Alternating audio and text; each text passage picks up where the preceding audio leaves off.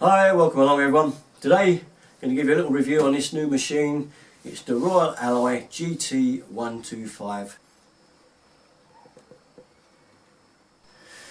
Okay, you might say, why would you want one of these? Well, if you like the old retro Lambretta look, then this is one of the closest I've found to it. There was a Scamadi that is also available. It doesn't quite look as good as this in my opinion. That's my opinion.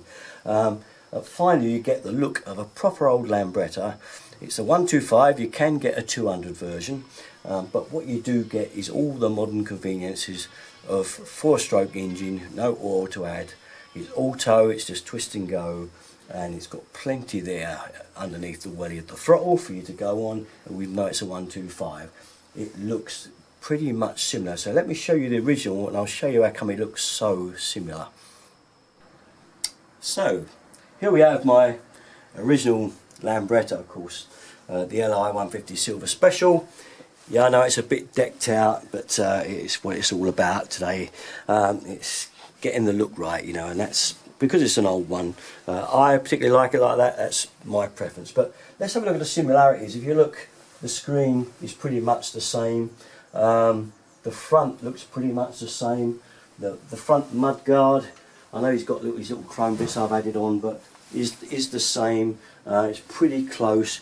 The shocks are different. They're much better, obviously, on the alloy on there, but there is an added shock on the old Lambretta there. Let's have a look round the side now. Here then is the side panel of the Lambretta, the original, and as you can see, it kind of has these little flashy bits up the side panel.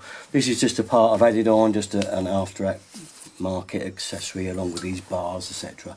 But the important thing is these little flashes and the way that that looks. So if we look across at the alloy now, you can see that the same kind of embellishments, just exactly right again, and only other difference would probably be that these are a bit wider on the Lambretta, so you can put your feet there. We have to use pegs in here to kind of put your feet on for the rear passenger, because I say there's not enough room to get your feet on there. Also we have air vents in there for cooling, which is different. That's not on the Lambretta. And this is a battery is inside there. It's not a toolbox as on the Lambretta either. So if we come round to the front of it now, inside the leg shields, you do get a compartment here to put any stuff in that you want to put in there, tools or bits and pieces, whatever you want. On the Lambretta you don't actually get a toolbox like that, but I have added one on. You can get an aftermarket one, which is why I've got one on the Lambretta, because I've added it on. And obviously anything with the Lambretta you've got to add on, so I've got an aftermarket add-on one there on the old Lammy. On the old Lambretta, as you probably remember, for any of you that did have one of these, gears are obviously here, clutch there, front brake there over this side, and the rear brake is down on the floor, the red pedal there. Now obviously that is remarkably different on the alloy, and obviously these brakes are pretty awful in comparison with the discs that you got on the alloy. So obviously the alloy, completely different beast. You've got your front brake there, and you've got your rear brake on the other side. There's nothing on the floor. That is your brakes. They're hydraulic, so they stop you on absolute on a sixpence.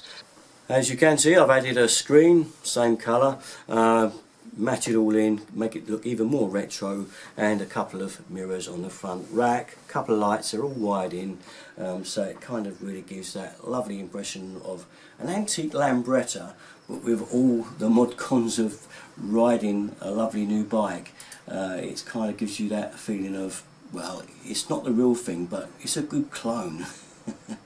Right then, are you ready for the dashboard? Here we go. Clicking on now, it's just getting itself all sorted out there now. It'll just go through its little thing.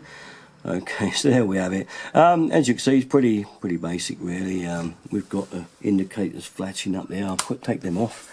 Okay, because you've got flashers if you wanted to, you see, they're flashing there so that I'm pulled up somewhere. Okay, in the garage. But what you've got there, you've got basically the battery level there for your battery. You can see a little battery there. Okay, on the other side, fuel gauge. There's not too much to it really. Headlight and dip light, registration. You can reset it to whatever miles you want to do if you want to record a mileage. That's how many miles I've done on it so far. Not many, is it? 131. And obviously you can change the miles per hour from kilometers per hour. I'll get it right in a second. So you can change that to mph, which is rather handy. And really, that's about it. Except it's a great modern ride.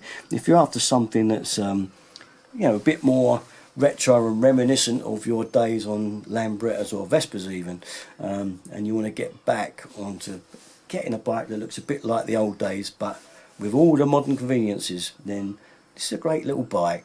And yeah, I love it so far. Okay, that's all. I just want to enlighten you all to that one. And yeah, thanks for watching. Usual place for all my stuff, Derek and 33. Keep watching. Thanks a lot. Bye bye.